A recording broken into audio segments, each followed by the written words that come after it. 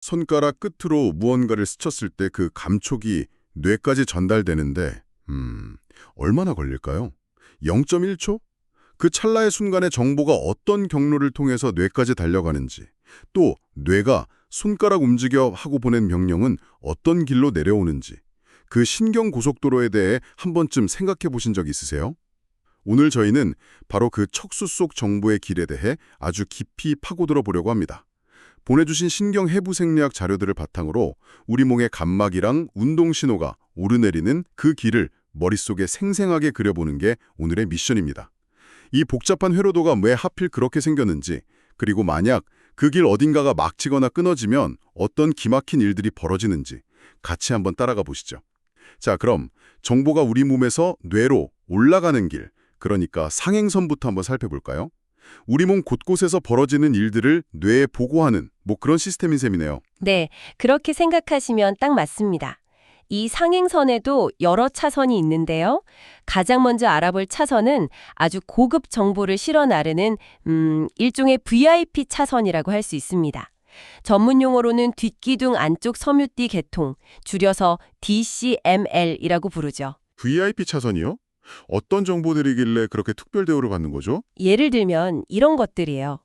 실크 옷감의 부드러움을 느끼는 아주 정교한 촉각, 주머니 속 스마트폰의 진동을 감지하는 감각, 그리고 이게 정말 중요한데 눈을 감고 있어도 내 팔다리가 지금 어떤 자세로 있는지 정확히 아는 감각, 바로 의식적 고유 수용성 감각입니다.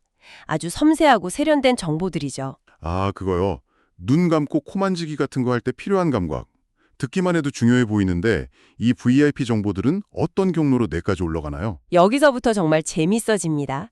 보통 신경 정보는 좌우가 교체한다고 알고 계시잖아요. 네, 그렇죠. 그런데 이 DCML 경로는 좀 특이해요. 감각 정보가 척수로 일단 들어오면 바로 반대편으로 건너가지 않고 같은 쪽 길을 따라서 한참을 그냥 쭉 올라갑니다. 잠깐만요. 교체를 안 하고 그냥 올라간다고요? 그럼 오른쪽 다리에서 온 정보는 계속 척수의 오른쪽으로만 올라가는 건가요? 바로 그겁니다.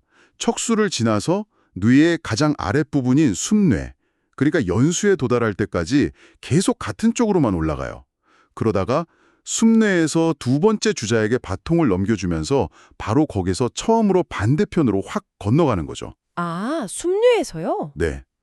그 다음에 시상이라는 중간 정거장을 거쳐서 대뇌거질에 도착하면 비로소 우리가 부드럽다 하고 느끼게 되는 겁니다. 와, 이거 정말 의외인데요. 저는 당연히 척수로 들어오자마자 바로 교체할 거라고 생각했거든요. 그럼 만약에 허리 높이에서 척수의 오른쪽만 딱 다치는 사고가 났다고 가정을 해볼게요. 그럼 진동이나 위치 감각은?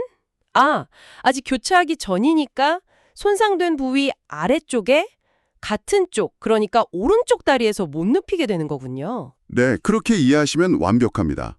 바로 그 점이 이 DCML 경로를 이해하는 핵심적인 임상 포인트거든요. 의사들이 환자의 증상만 보고 손상 부위를 추리할 때 아주 중요한 단서가 됩니다. 그렇군요. 정말 흥미롭네요.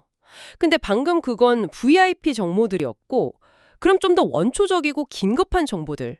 예를 들어, 뜨거! 하는 통증이나 얼음장 같은 차가움. 이런 건 어떤가요? 설마 그것들도 저렇게 여유롭게 순례까지 올라가서 교체하진 않을 것 같은데요? 아주 날카로운 질문이십니다. 당연히 다른 길을 이용합니다. 그런 생존에 직결되는 화재 경보 같은 정보들은 척수 시상로라는 별도의 응급 차선을 타고 올라가요.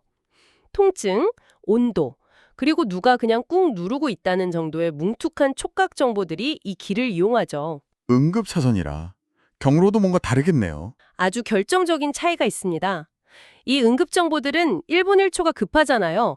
그래서 척수로 들어오자마자 지체할 틈도 없이 거의 즉시 척수 안에서 두 번째 주자로 갈아탄 뒤에 바로 반대편 차선으로 넘어가서 전속력으로 뇌를 향해 달려갑니다. 와, 즉시요? 네, 아까 DCML이 숙류까지 한참 올라가서야 교차했던 것과는 완전히 딴판이죠. 와, 대박이네요.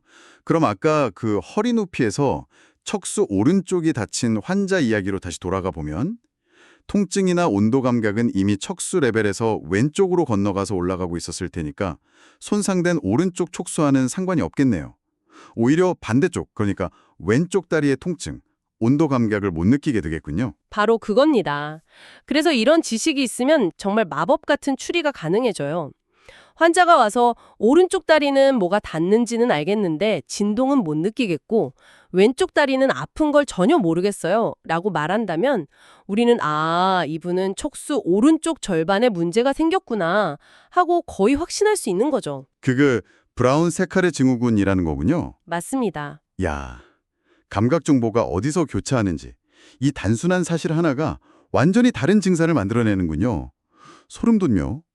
혹시 상행선이 또 있나요? 네, 마지막으로 척수 손해로라는 지름길이 하나 더 있습니다. 지름길이요? 네, 이건 우리가 의식하기 못하는 정보들을 위한 길이에요. 예를 들어 우리가 걸을 때 오른발 들고 왼팔 흔들고 이렇게 일일이 생각 안 하잖아요. 몸이 알아서 균형을 잡고 움직임을 부드럽게 만들어주죠.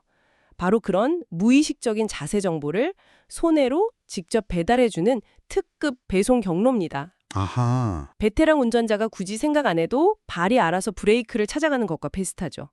그래서 이 길이 망가지면 운동실조, 그러니까 아타락시아가 와서 마치 술 취한 사람처럼 걸음이 비틀거리게 됩니다. 그렇군요. 정보가 뇌로 올라가는 길을 알았으니 이제 뇌가 그 정보를 받고 나서 오케이, 확인했어. 이제 이렇게 움직여 하고 보내는 명령은 어떤 길로 내려오는지 자연스럽게 궁금해지네요. 하행선 이야기로 넘어가 보죠. 네, 뇌에서 내려오는 명령의 길, 즉 하행선에서 절대적인 메인 고속도로는 단연 겉질 척수로입니다. 대뇌 겉질의 운동 영역에서 시작해서 척수까지 다이렉트로 이어지는 그야말로 우리 몸의 움직임을 총괄하는 사령부죠. 사령부. 특히 젓가락질을 하거나 키보드를 치거나 글씨를 쓰는 것처럼 아주 정교하고 세밀한 손가락 움직임을 가능하게 하는 핵심 경로입니다. 아까 감각신경은 교차하는 지점이 정말 중요했잖아요. 그럼 뇌에서 내려오는 이 운동 명령도 어디선가 좌우가 바뀌는 건가요? 아니면 그냥 그대로 내려오나요? 물론 바뀝니다. 이 겉질 척수로 역시 아래로 쭉 내려오다가 아까 그 감각신경 VIP 차선이 교차했던 바로 그 장소, 숨내에서 교차합니다. 아, 또 순뇌군요. 네, 숨내에 피라미드라는 구조가 있는데 여기서 전체 신경섬유의 약 85%에서 90%가 반대편으로 건너가죠. 그 다음에 척수를 따라 아래로 내려가면서 각 근육을 담당하는 최종 운동신경에게 명령을 전달하는 겁니다. 아, 그래서 왼쪽 뇌에 뇌졸중이 오면 몸의 오른쪽이 마비되는 거군요. 말로만 들었지 그 교차가 일어나는 정확한 장소가 바로 순뇌의 피라미드였다니. 이제야 그림이 딱 맞춰지네요. 맞습니다. 그래서 뇌나 척수 손상으로 이 겉질 척수로가 다치면 여러 특징적인 증상이 나타나요. 당연히 근력이 약해지고요. 또 근육이 자기 의지와 상관없이 뻣뻣하게 굳는 경직이 나타나기도 합니다. 경직이요? 네. 의사가 무릎을 망치로 톡 쳤을 때 다리가 과장되게 휙 튀어오르는 것처럼 반사작용이 비정상적으로 강해지기도 하고요. 자료에 바빈스키 징후라는 것도 있던데. 이건 뭔가요? 그건 아주 유명한 신경학적 징후인데요. 보통 어른은 뾰족한 걸로 발바닥을 뒤꿈치에서 발가락 쪽으로 쓱 긁으면 발가락을 본능적으로 오므리거든요. 네, 그렇죠. 그런데 이 겉줄 척수로가 손상되면 갓난아기처럼 엄지발가락만 위로 쫙 펴니다. 이건 뇌에서 내려오는 과한 반응을 억제하는 신호가 끊겼다는 뜻이죠. 그렇군요. 그런데 우리가 하는 모든 움직임이 그렇게 의식적인 건 아니잖아요. 가만히 서 있도록 균형을 잡는다거나 길 가다가 갑자기 누가 부르면 나도 모르게 휙 돌아보는 것처럼요. 이런 건 어떻게 조절되죠? 좋은 지적입니다. 그런 자동적인 움직임들은 뇌줄기 이율의 하행로라는 여러 보조 경로들이 담당합니다. 일종의 오토파일럿 시스템 혹은 오토파일럿 장치라고 생각하시면 쉬워요. 오토파일럿이요? 재미있는 비유네요. 어떤 것들이 있나요? 예를 들어 안뜰 척수로는 귀 안쪽의 평형기관 정보를 받아서 우리가 넘어지지 않게 계속 자세를 미세 조정해 주고요. 아하, 그물 척수로는 걷는 것처럼 반복적인 움직임을 부드럽게 만들고 근육의 긴장도를 조절하죠. 또 덮개 척수로라는 것도 있는데 이게 바로 방금 말씀하신 반사를 담당해요. 어떤 소리가 났을 때 돌아보는 거예요? 네, 갑자기 옆에서 펑 하는 소리가 나거나 무언가 번쩍였을 때 생각하기도 전에 고개가 그쪽으로 휙 돌아가잖아요. 그게 바로 이 덮개척수로의 작품입니다. 와, 우리 몸에 그런 오토파일럿 시스템이 여러 개나 장착되어 있었군요. 뇌졸중 환자들이 움직임뿐만 아니라 자세 유지에도 어려움을 겪는 게 단순히 메인 고속도로만 망가진 게 아니라 이런 다양한 오토파일럿 시스템과의 연계가 깨졌기 때문이겠네요. 정확합니다.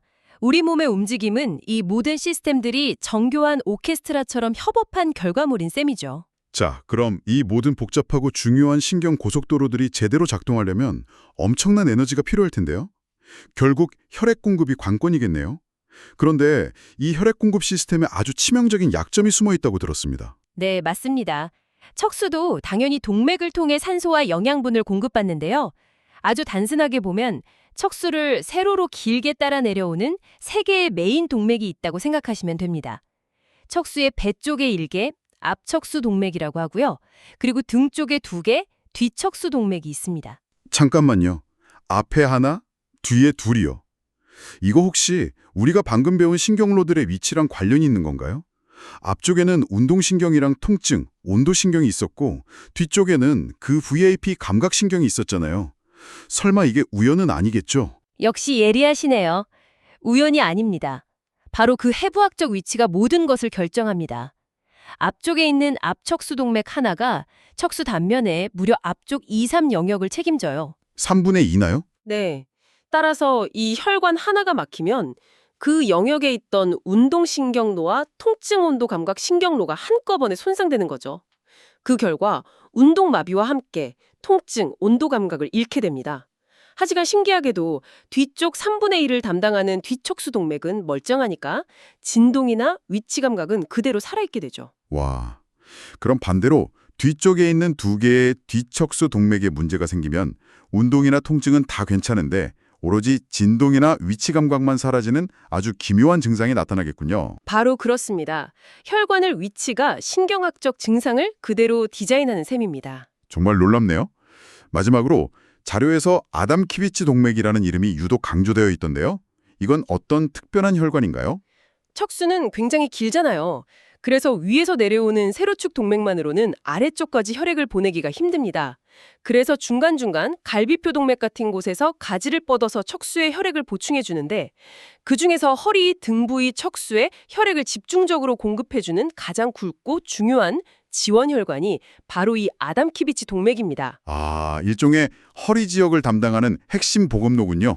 네, 그런데 이게 핵심 보급로인 동시에 치명적인 약점이 되기도 합니다. 예를 들어 대동맥에 문제가 생겨서 큰 수술을 하다가 실수로 이 아담 키비치 동맥을 건드리거나 막게 되면 어떻게 될까요? 허리 아래쪽 척수로 가는 혈액 공급이 뚝 끊기면서 결국 하반신 마비라는 끔찍한 결과를 낳을 수 있습니다. 잠깐만요. 그럼 대동맥 수술 하나가 완전히 관련 없어 보이는 다리까지 마비시킬 수 있다는 건데 이게 우리 몸의 혈관 시스템이 얼마나 아슬아슬하게 연결되어 있는지를 보여주는 거네요. 정말 무서운데요. 물 중 하나가 바로 이 아담 키비치 동맥입니다. 척수의 특정 부위가 혈액 부족에 얼마나 민감한지를 보여주는 상징적인 예라고 할 수 있죠. 오늘 정말 머릿속에 번개가 치는 듯한 순간이 많았네요. 뇌와 몸을 잇는 정보의 고속도로에 대한 지도가 드디어 그려지는 기분입니다.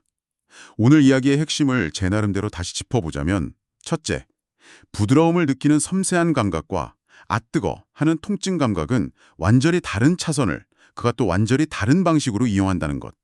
둘째, 신경 정보가 척수에서 바로 교차하는지 아니면 뇌 바로 밑까지 올라가서 교차하는지에 따라 몸에 나타나는 증상이 완전히 반대가 될 수 있다는 것.